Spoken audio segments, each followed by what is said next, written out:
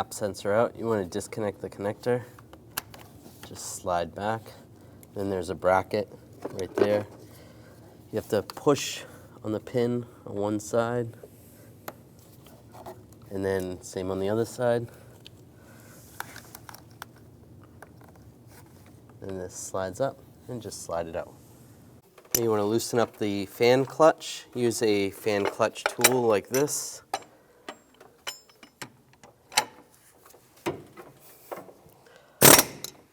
Once it's broken free, you can take the tool off.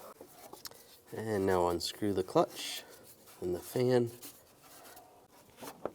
So take that off. And we're just gonna slide this out of the way. We just want it not connected to the water pump anymore. So just slide that back. You can use a bungee cord to hold it back.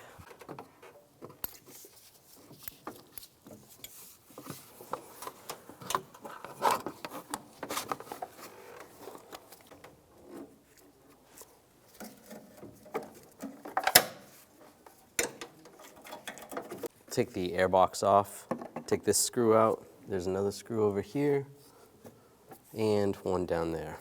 Use a Phillips head screwdriver.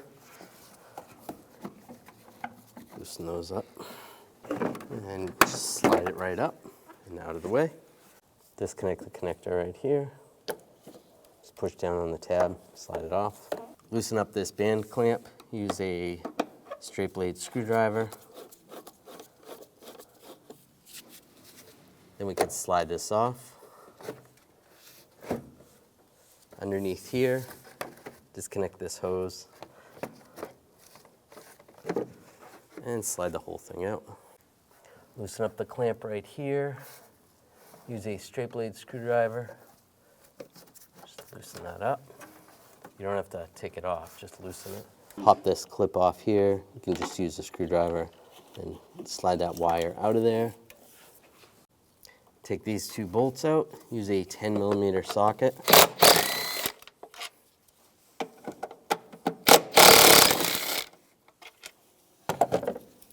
And grab this piece and just slide up. There is a hose right there. Disconnect that hose and slide it out. The engine mounts are located down here on the passenger side and on the driver's side way down here underneath the computer. We're going to take that nut off first. Use an 18mm socket.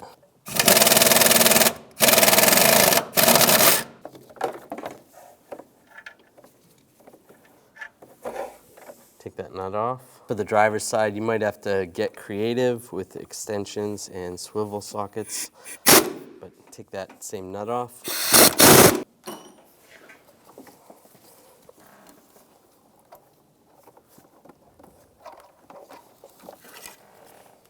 Take that off. Use a 13mm socket, take these 4 bolts off, take the shield down.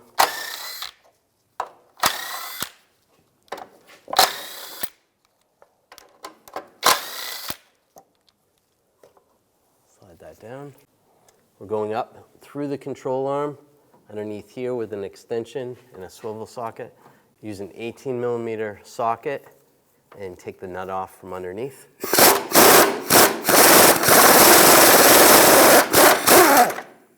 And we'll do the same on the other side.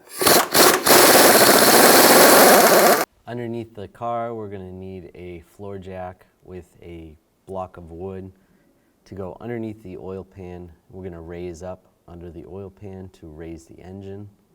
You just want to raise up the engine enough so that we can get the motor mount out. You want to take the bottom part of the motor mount out first and then slide the motor mount down. You may have to push on the engine slightly and it just slides out.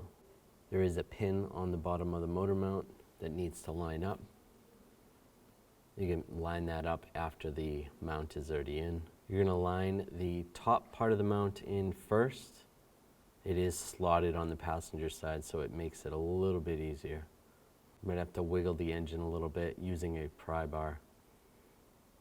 I'm removing the throttle body because it's a little bit easier. Use a 10mm socket. Then we can raise the engine up even a little bit more. 10mm socket, take the 4 bolts out.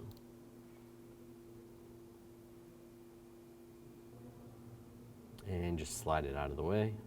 And you can also pry the engine a little and pry the mount into place.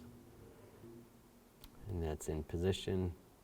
Then you can rotate it so that you can line that pin up. And you can pry underneath, give you a little more leverage. That's good. And the pin's lined up. Driver's side is a little bit trickier. There's not as much room. Pull the old one out. And repeat the steps, same as the passenger side. And just try to rock the engine towards the passenger side. Again, you want to get the top part of the mount in first. Using a pry bar will help a little bit. Yeah. And then from the wheel well, you can go behind the shock and get a pry bar in there. That way you can access the bottom of the mount. It's a little bit easier to pry it into place right there. Now I can lower the floor jack. It's going to lower the motor back down in position. Now we can put the throttle body back in position. Get the bolts back in.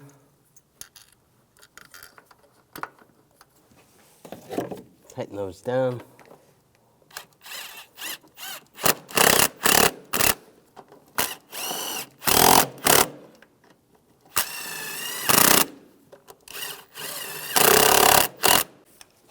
Now take the nuts, get those lined up, and snug those down.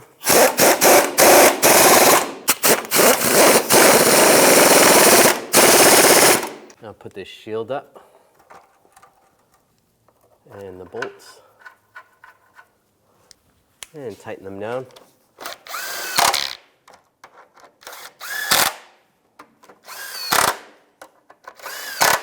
Now get the nuts started on top and tighten them down.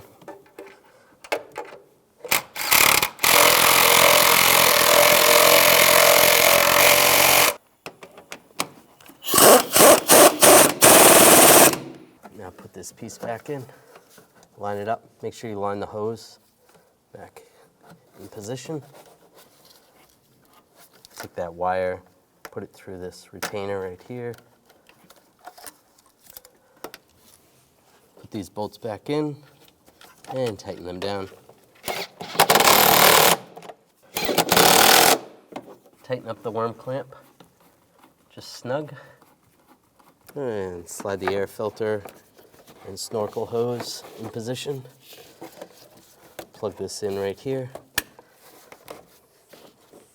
Tighten up this worm clamp. Connect the connector. Install the airbox. And tighten these screws down. Install the map sensor, line it up, lock it down, and connect the connector. And take the bungee cord off the fan.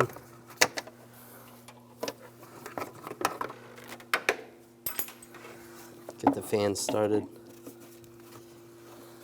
And tighten up the fan with a large adjustable wrench. Or if you have the correct wrench, you can use that. Line this up. Give it a couple taps. That'll be good and tight.